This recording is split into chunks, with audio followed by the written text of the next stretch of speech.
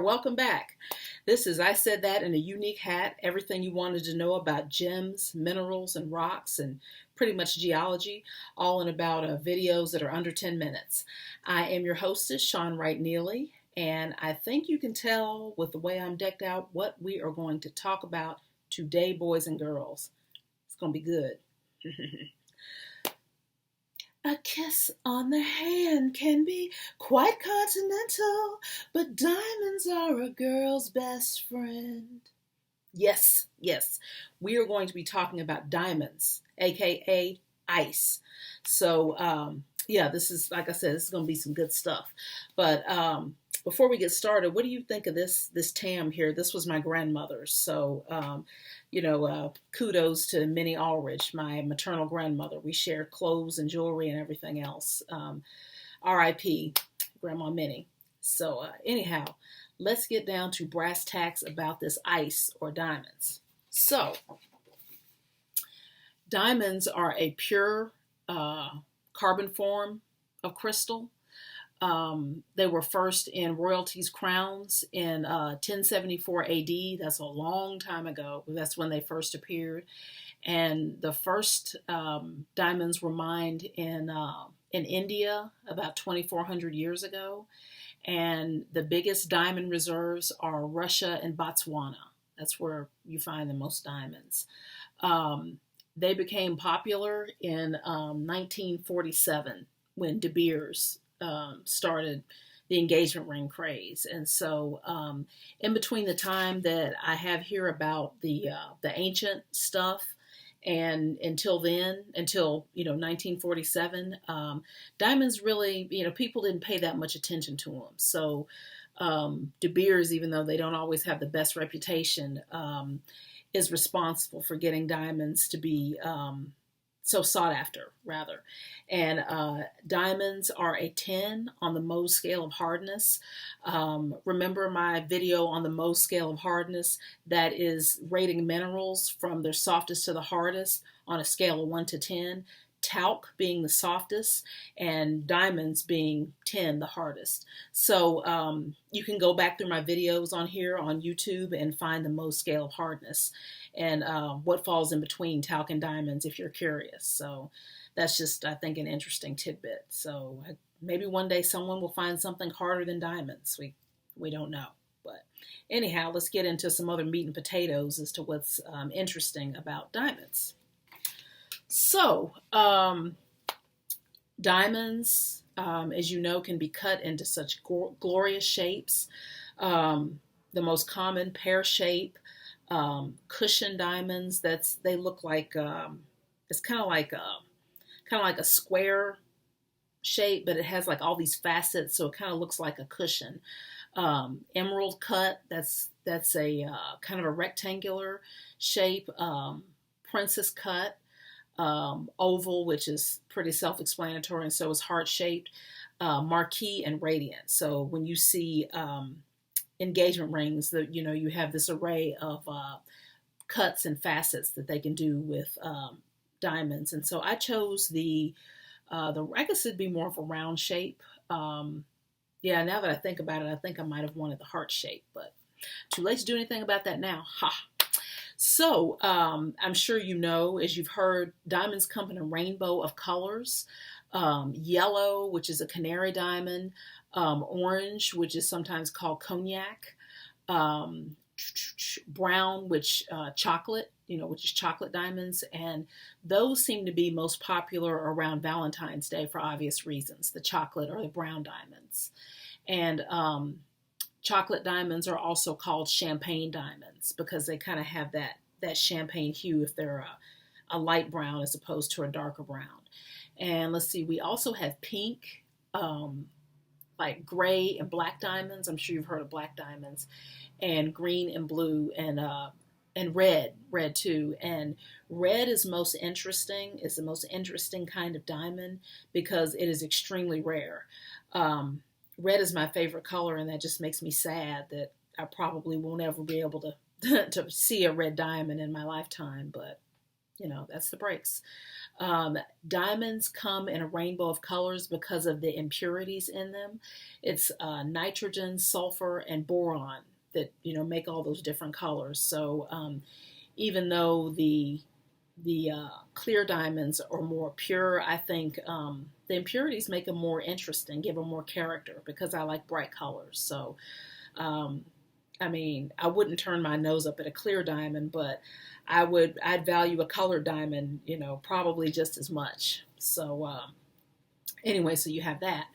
And some diamond history, some interesting diamond history. I'm sure everyone has heard of the Hope diamond. That was a diamond that was almost 46 carats big. And for those of you who need like something to a scale to compare it to, that's about the size of a pigeon egg.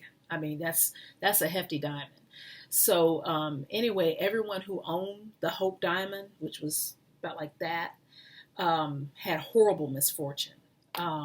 It was just really uncanny. And so the last person to own it donated it to a Washington museum in 1958, and that's where it resides today. And yeah, I don't blame anyone for giving it up if it caused that much pain and misery. So let's see, what else have we here about dimes? Oh, this is one of my favorites. So there's always been this myth that diamonds used to be coal. Okay, so let's talk about coal versus diamonds. It's true that they're sisters. They're both carbon, okay, and that's C on the periodic table. However, diamonds are a different kind of carbon. It's more of a pure form of carbon. And coal, I mean, nothing against coal because it has given us lots of ways for energy. I mean, yeah. But it's a much more, sorry for lack of a better word, inferior form of carbon. And so they're alike, but not that, they're the same, but not. Let's say that. So yeah, diamonds are, it's a very pure form of carbon, and they're also way, way, way down in the earth. It's where they form, like probably 100 miles down, under our feet right now. And all of this heat and pressure, works on the carbon, the pure form of carbon. And then at some point there's some volcanic activity, and then it pushes them up, and then pushes the diamonds up. And then that's why they're easier to get to through diamond mines. People go and dig them out. So yeah, so coal is pretty much within our reach relatively, because it's not as far down to mine it as it is like diamond mines. And this is kind of a dark part of diamonds. Is, I'm sure you've heard of what they call blood diamonds, and those are the diamonds that well, I mentioned the name of the company is associated with diamonds where they treat the workers who work at the mines not very well. I mean, and this is supposed to be a lighthearted video, so I won't go into everything, but let's just say that those people are oppressed. And I would not, I would try not to buy diamonds I would try not to buy blood diamonds. I wouldn't buy diamonds from a company who uses that kind of pretty much slave labor. So that's just something to keep in mind, is that if you're into diamonds, just research which companies are fair trade, where the workers are treated humanely. So there's that little tidbit. Let's see here. What else have we? Fake diamonds, or man-made diamonds. I'm sure you've heard of CZ, which scientifically it's cubic zirconium, and they basically take some carbon, put it in the lab, and pressurize it and make a diamond. They're always clear, as you've seen, pretty much. And as you know, as I just explained with the different colors of diamonds, that's not always how Mother Nature does it. It just depends on which impurities how much pressure and all that stuff was in there, and you get different colors of diamonds, and you don't always get clear. But for the most part, most of the cubic zirconium I've seen is clear. And so, and also the structure is just not the same. It's from what I understand, when you look at it under a jeweler's loop, that's what the little spectacle looking thing is. They look and look at the crystal structures. The diamond structure that Mother Nature makes is much more intricate. You can tell that there's been a lot of pressure, and the crystals are much more elaborate. And I believe that, because diamonds cut glass, I don't know if cubic zirconium does. I think it may not cut it as deeply as real diamonds. But yeah, they're pretty, and that's, what a lot of this stuff is I have on right now. But yeah, they just know that cubic zirconium is made in the lab, and Mother Nature had very little to do with it except for the carbon. So there you have that. And then okay, and I'm going to tell y'all a bedtime story about a diamond, or some diamonds. Okay, so I was part of a gem and mineral club for like 4 years, right? And there was a field trip that was supposed to be going down, to Arkansas, because they have it's kind of like a diamond mine. It's like a park, but they charge admission, and people can come in there and dig for diamonds, because diamonds have been found on this land. So this man charges people admission. It's a good, little racket he's got going. And, people come in there and make trips and go hunting for diamonds. Okay.